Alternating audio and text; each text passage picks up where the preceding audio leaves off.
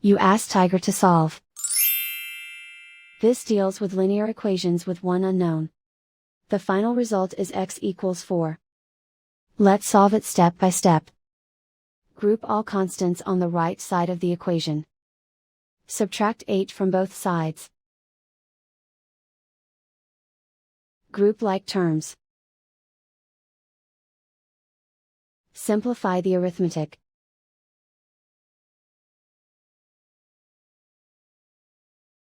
Isolate the x. Divide both sides by -3. Cancel out the negatives. Simplify the fraction. Cancel out the negatives. Find the greatest common factor of the numerator and denominator. Factor out and cancel the greatest common factor. And so the final result is x equals 4.